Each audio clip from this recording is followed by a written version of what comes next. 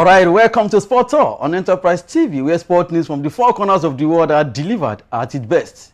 If you are joining us for the first time, please do well to follow us across all our social media platforms at Enterprise TV 7. My name is John Olasikomi. Join me and let's ride together.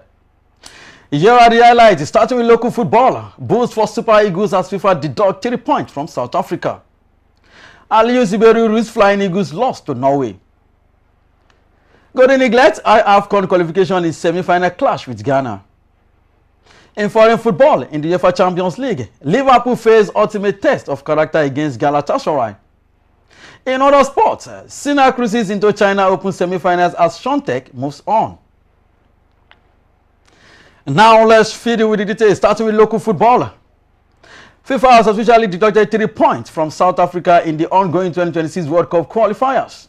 The World Football governing body confirmed these on Monday, 29 September 2025. It is punishment for Bafana feeding Teboho Mokoena, who was ineligible to face Lesotho in March.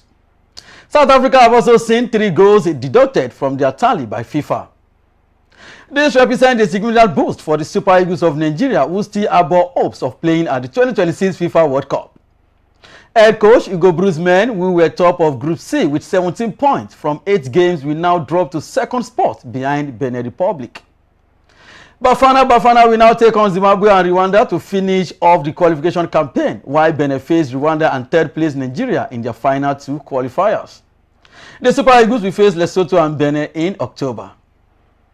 The latest development has now thrown the group wide open ahead of the final round of qualifiers, with the top 4 teams standing a chance of picking the ticket to the 2026 World Cup in North America.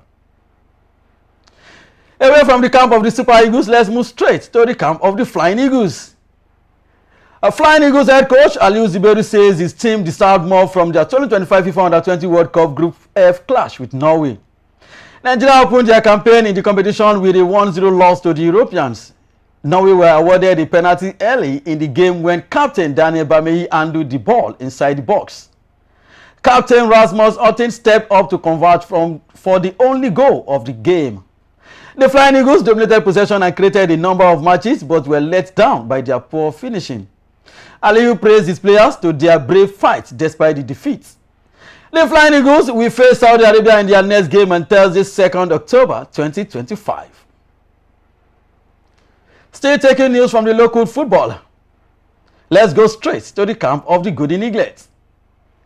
The Golden Eagles of Nigeria are poised for a decisive showdown with Ghana's Black Starlets in the semi-final of the ongoing WAFU B Under-17 Championship, set to take place at the Stade Charles Konan Banning in Yamoussoukro on Tuesday, 30th September 2025. Kickoff is scheduled for 8 p.m. Nigerian time. Having claimed the FIFA Under-17 World Cup title a record 5 times, Nigeria's Under-17 side has shown impressive form in this year's regional competition. The Eagles emerged top of Group B with 4 points, scoring 4 goals and conceding just once in their 2 group stage matches. The semi-final encounter between these 2 West African football powerhouses is expected to be fiercely contested. Recently, history, however, favors Nigeria. The Eagles defeated the Black Starlets 4-2 in their opening match of the 2022 WAFU B tournament in Cape Coast, and followed that up with a 3-2 victory in the bronze medal match of the same edition held in Accra. A win on Tuesday will not only guarantee Nigeria a place in the final, but also see qualification for the 2026 Africa Under-17 Cup of Nations, further cementing the Eagles' status as regional heavyweights. Away from local football, let's move straight to foreign football. Premier League giants Liverpool visit Galatasaray in the Champions League on Tuesday, 30th September, knowing they cannot afford another setback. The 2-1 loss to Crystal Palace over the weekend was a jolt to Arne Slot's side and its underlying defensive flaws that have been simmering all season.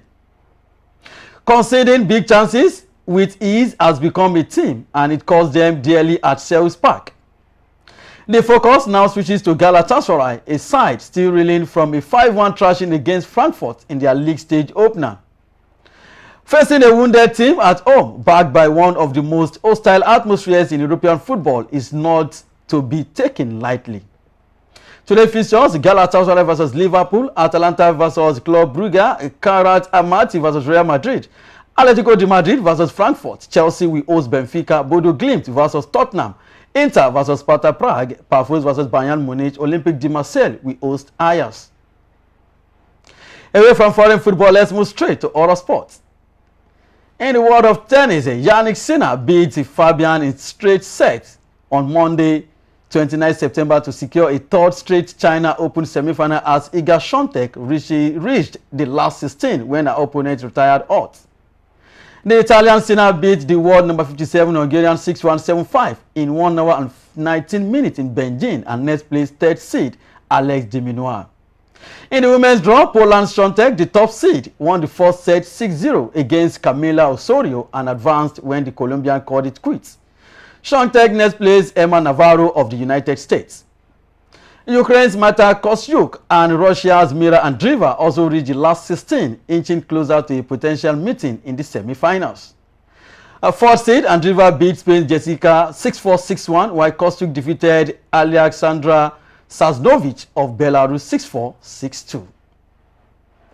That is how much I can take on Sports or on Enterprise TV 7. Endeavor to subscribe and click the notification bell to get notified of all alerts.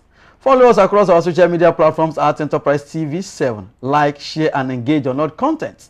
Visit our website at www.enterprisetvnews.com for all the news you can use, the inclusives, and the live updates.